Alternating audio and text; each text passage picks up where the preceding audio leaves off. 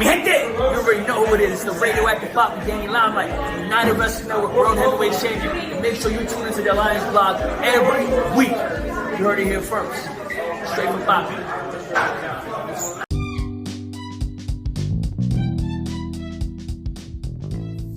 But really, perhaps the MVP of the night is Dave Scooby. Hey, this is Jay Cal. This is the Alliance Blog Podcast, a presentation of alliance-wrestling.com, your number one source for news and information for the National Wrestling Alliance. But sometimes we cover other wrestling promotions. Sometimes we go to other wrestling shows tonight, or rather, last night, I guess. It's after midnight. Last night, Mr. Dave Scooby of the other Alliance guys and I checked out a wrestling promotion here locally to St. Louis called WrestleMax. And I was quite fond of the show. Dave Scooby and I enjoyed a little bit of Eno's Pizza before the show. Shout out to Eno's Pizza. Mwah, chef's kiss. It was delicious. Had a little frozen custard.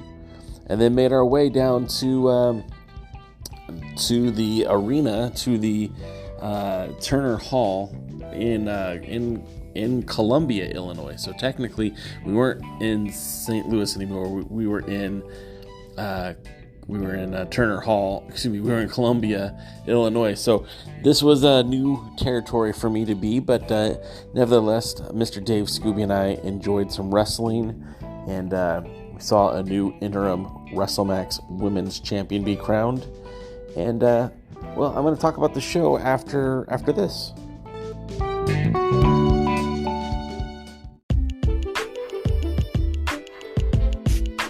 Times are tough now, guys, and it's no joke out here. That's why I'm very proud to be partnering with the Upside app.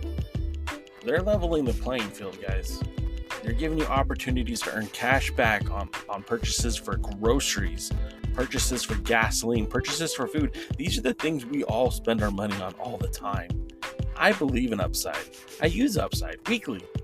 My lifetime earnings is over $408, and you too can be earning cash back on your fill-ups, your groceries, or your eating out experiences just by signing up, and it's free. By using my invite code JASON75338, that's Jason 753338, you'll earn $5 cash back on your first fill-up. Use the link in the video description or download the app, but make sure you use that invite code JASON753338 and make money by using the Upside app.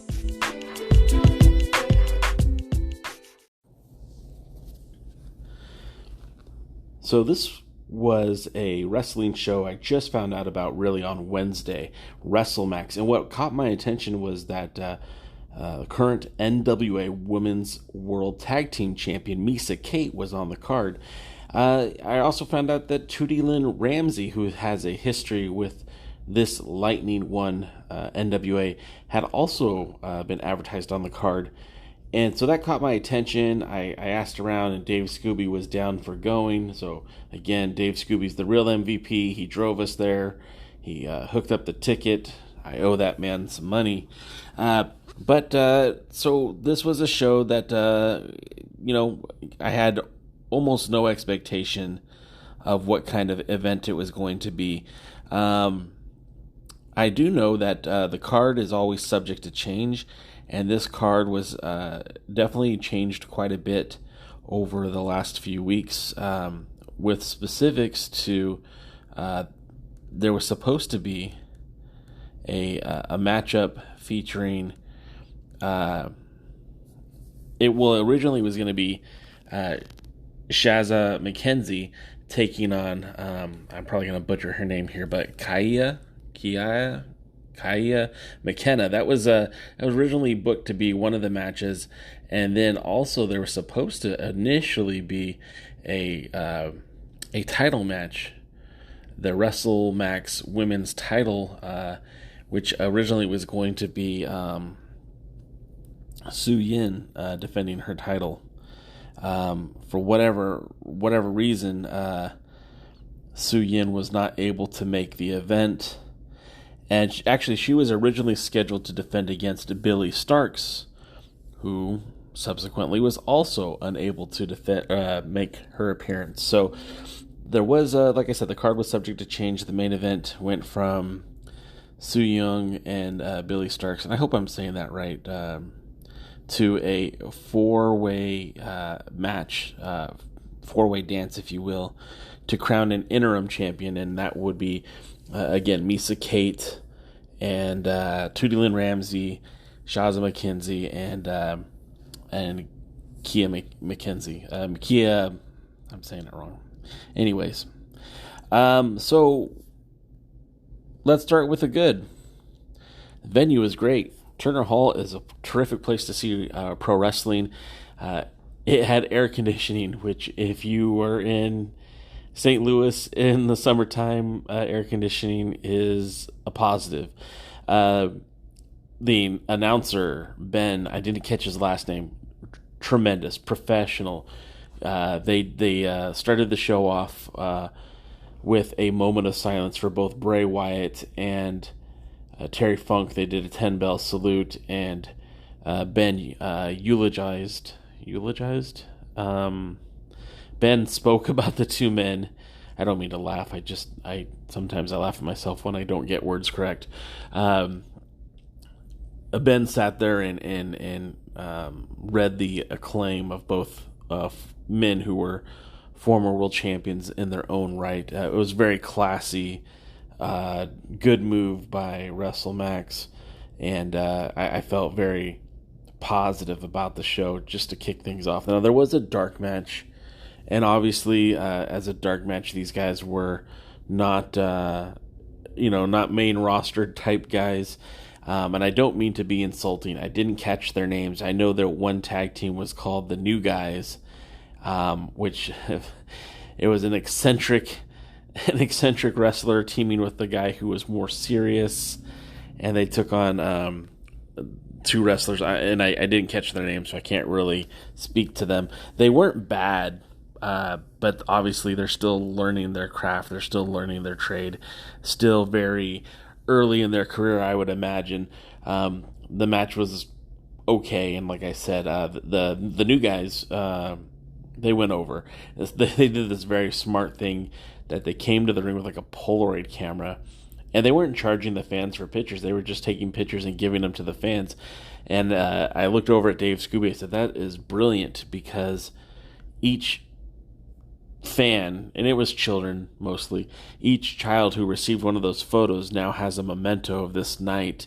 And number one, if those guys ever become something in the world of wrestling, they have photographic proof that they were there in the infancy. But number two, like, what a great reminder for kids to harass their parents later on, like, hey mom, I want to go back to that wrestling show where I got to take a picture. Remember the picture? It's on the refrigerator.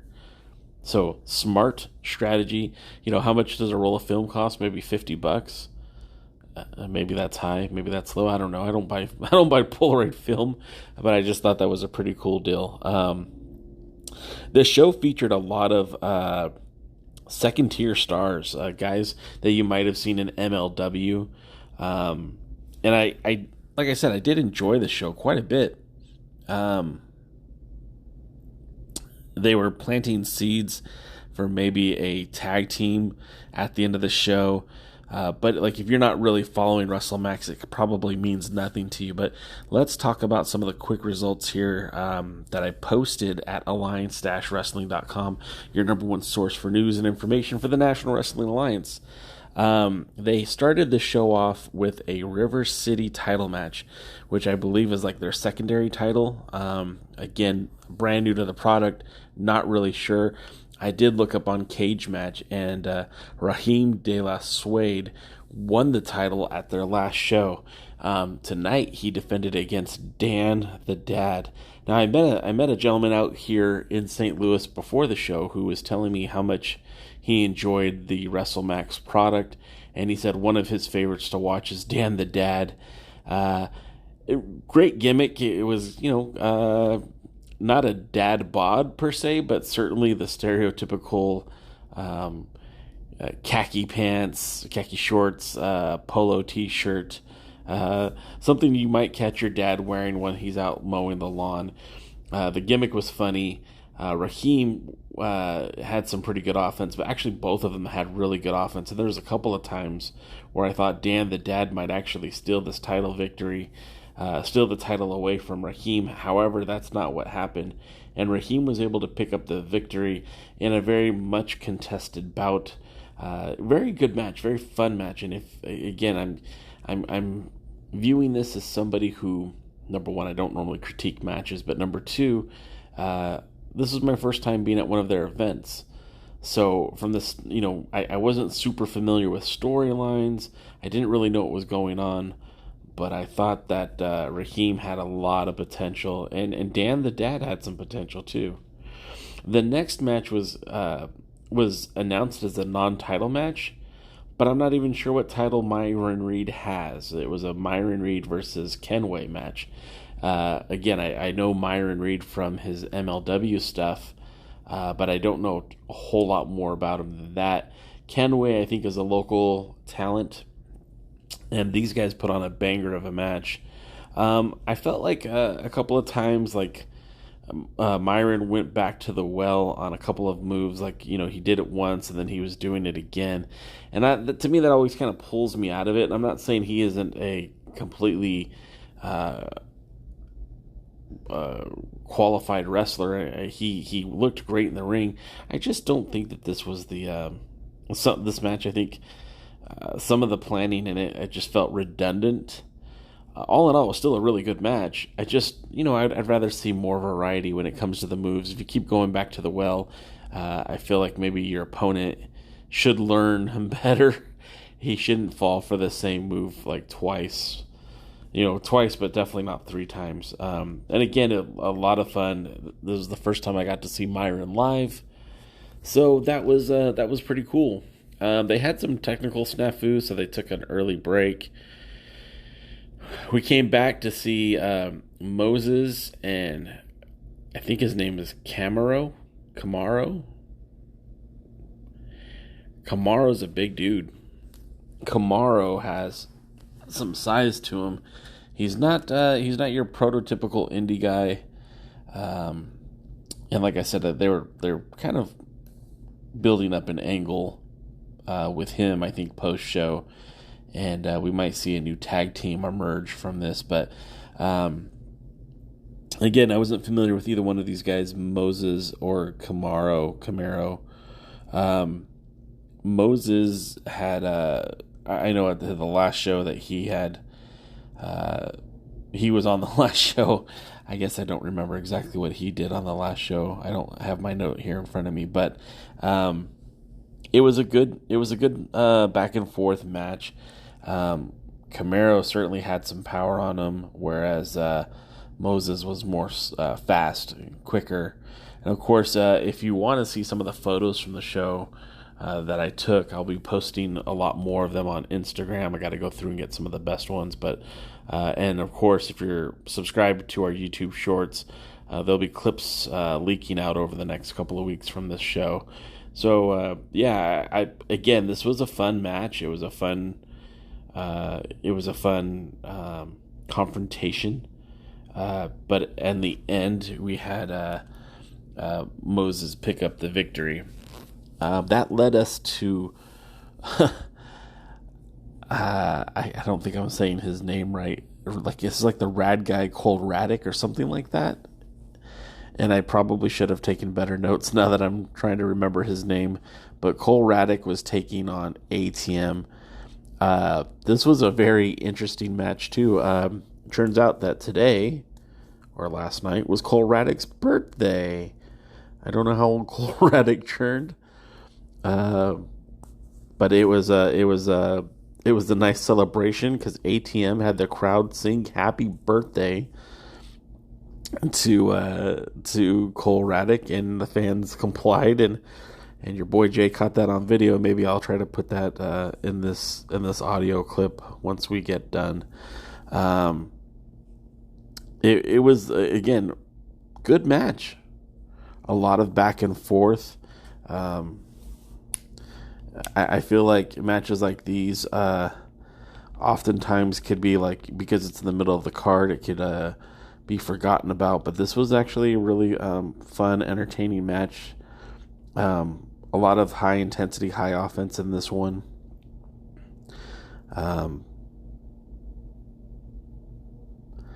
As I'm sitting here trying to remember some of the elements of the match, there was a lot of sportsmanship here.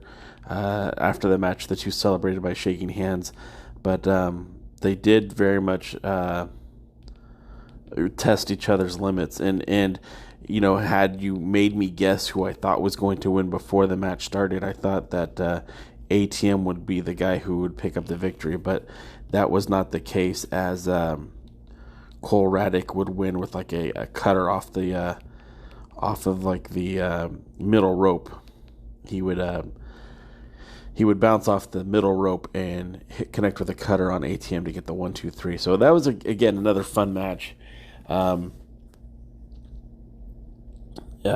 we got the big boys, the super heavyweights. KLD. I don't even know who this KLD guy is. I've never seen him before, but he was kind of Vader-esque in shape. Big guy, and he was taking on Calvin Tankman, again, somebody you might have seen from MLW. Now, this match was really just kind of bonkers, because first and foremost, you have two, what I would classify as super heavyweights, moving around the ring in a speed and fortitude that you would normally see reserved for men much, much lighter. The match starts off when KDL literally, KLD, apologies, does a somersault dive right onto Tankman before the match even starts, and these guys are going at it hard. Hebes has coined the phrase beefy, meaty men slapping meat, or maybe I'm getting it mixed up now because it's after midnight and I'm a little tired. But it was intense. They fought all around the ringside before actually getting into the ring, with KLD coming off more as the baby face in this one, and Tankman definitely trying to get that heel heat from the audience. A couple of times he introduced a chair into the match, and the battling outside the ring before the match even started, like, really, the referee had no control over the match, and once they finally decided to get into the ring, that's when he rang the bell, make things official. Lots of very loud chops, thud. The sound I would describe when I heard one of the wrestlers get slammed to the mat was like that. If you ever held a Christmas turkey, you're preparing one for dinner maybe, and it slips out of your hands because it's frozen, and it hits the ground and makes that thud, that sickening thud, that you're probably sure you broke some of the bones inside that frozen turkey. That's what these guys sounded like when they hit the floor, hit the mat. Just thud. Just intense, disgusting slabs of meat hitting the floor for our enjoyment. And at one point, Tankman grabs a table from underneath the ring. Now, I'll be honest, I didn't see either one of those guys being able to not destroy the table just by sitting on it. And Tankman was he was able to power bomb KLD through the table. And it was in such a weird way. Like, I think they were trying to play KLD, like trying to kick Calvin Tankman, but somehow he managed to. Well, I guess I should explain. It was a power bomb to the outside, and Calvin Tankman was on the outside of the ring, while KLD was on the ring apron, and he feinted to kick Tankman moved around and then got between his legs and powerbombed him through the table. And again, that was just the most disgusting crash sound I've heard in wrestling in a long time. These guys were huge. And when I say super heavyweights, I don't mean like, oh yeah, they're 250 pounds. No, these guys are probably pushing 400 pounds. Imagine if someone powerbombed Wrecking Ball Legursky through a table. That's pretty much what this sounded like. So again, very intense. And that match was just it was, like I said, it was intense. Then we would go to the next matchup would be a triple threat match for the River City Championship. Like I said, I guess that's their secondary title. And this was a lot of fun. Like, I've never saw... again, most of these talents on the roster I've never seen before. I've never seen a Mance Warner match. I've heard the name, but I got to be honest, I don't know who he is. But I know now, and he was taking on Mike Outlaw and former Dynamo Pro when they were associated with the NWA, Missouri State Champion Davey Vega. NWA Missouri Davey Vega champ. Let me try that again.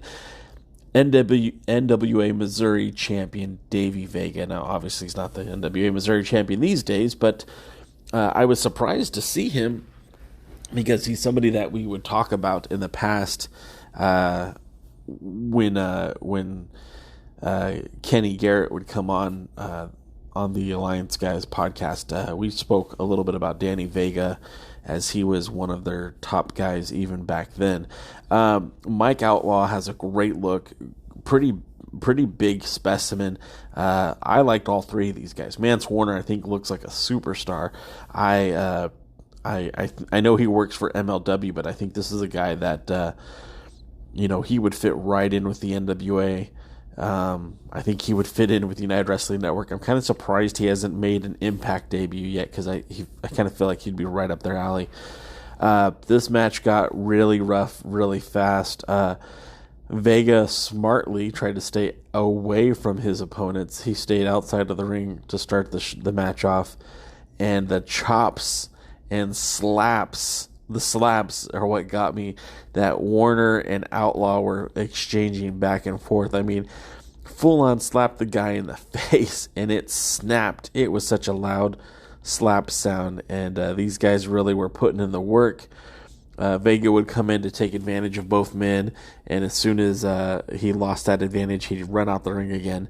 This infuriated Warner and the Outlaw such that they chased down Vega and double teamed him quite a bit.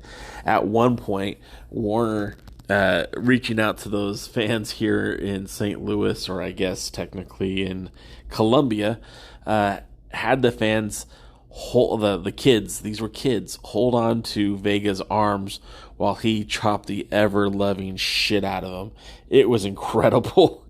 And it was a lot of fun, too. And if at this moment, I'm thinking, well, of course, Warner's going to win this thing. He's the biggest star in the match. But that's not what happened. In fact, Warner ended up getting thrown into the ring pole. And he was down. He got busted open. I did not see him blade, but I'm pretty sure he did. And so that gave us Outlaw, Mike Warner, excuse me, I said that wrong. Mike Outlaw and Davey Vega going at it back and forth. This was a lot of fun match. A lot of fun match. This match also was a lot of fun. At one point, Vega pulled out some sort of loaded weapon and was able, like a loaded fist, and socked the Outlaw. Outlaw goes down. Mance Warner didn't see that at all. When Mance gets in the ring, Outlaw's stumbling to get to his feet, and then Warner connects with that DDT, and that's it. He's eliminated. So, and I don't know if I mentioned it earlier, but this was a triple threat elimination match. So the first one out was Mike Outlaw, again eliminated by Warner, and then it was Warner and Vega, and these two again, put each other through hell. And I was really surprised in the outcome of this match that again, I thought for sure Warner was going to win this, but Vega pulled it out, surprised everybody, got the victory, and so that brings us to the main event. The main event of the evening. Again, like I said, it was supposed to be Sun Yun. I'm probably butchering that, from Impact, defending her WrestleMax championship against Billy Starks. Neither one of them were able to make it, so they combined the Shazza McKenzie match. Shazza McKenzie taking on Kia McKenna with Tootie Lynn Ramsey and Misa Kate. Both of them have worked in the NWA before. Obviously, Misa Kate is your one half of your NWA Women's Tag Team Champions, getting a warm-up in before the 75th anniversary pay-per-view tomorrow, or I guess technically today. And I was very excited to see Misa Kate. I was very excited to see Tootie Lynn Ramsey. Both of them I admire. I think they're great talents. Misa Kate is a heat magnet here in, I guess, St. Louis adjacent. She was talking. She kept calling herself Chicago's sweetheart. There was one lone fan rooting for her, and she flipped him off and gave him the business. It was pretty funny. He's a kid too. It wasn't like an adult. It was a kid. And anytime a wrestler flips off a kid, you gotta love that, or something. Tootie Lynn looked exactly like she did with the NWA. I still don't understand why she's not a part of the festivities this weekend. But I'm maybe we'll be surprised. Maybe she'll show up. And then a Chicago sweetheart did don her Chicago Cub jersey with the name on the back, which was like a sweetheart. This Kia McKenna I'd never seen before. I'd never even heard of her before. And this is where I'm going to be a little bit critical. I felt like oftentimes she was lost in the match. There was a few move sets where at one point there was a gimmick inside the match where Shazza was supposed to kick McKenna, and McKenna was supposed to catch the leg, and she totally botched it where she missed the catch. And then so Shazza went back to the drawing board to do the same move again, and at this point McKenna still was waiting to hold that leg. She never put her arms down, so it kind of looked a little bit ridiculous, because why would in a real fight, why would you kick somebody if they were expecting to get your leg? You full on gave it to her. So that was kind of a disappointment. There was some other things in the match that kind of went a little bit long, where they had Tootie would kick Misa would kick McKenna would kick Shazza would kick Tootie, and they kind of cycled through, and it was just it felt like it was more like a 2-on-2 match and more like a tag team match for most of it. So I felt like that kind of hurt it. And again, I felt like maybe this might have been a bit much for McKenna. I don't think maybe she was ready for this type of a match, or maybe she was, and because of the change of opponents and stuff, it threw her off. Regardless, overall, I thought the show was great. If you're in the St. Louis area, I highly recommend checking this show out. I know that they're supposed to be running again in December, and they have maybe a show coming in October, but they don't have a date confirmed for that yet. They made sure to announce that multiple times during the event. I liked the show. I had a good time. And if anyone from WrestleMax wants to ever come on here and talk a little bit of wrestling here in St. Louis, I'd be more than happy to have you guys on. But that's going to do it. And we'll see you guys at the matches.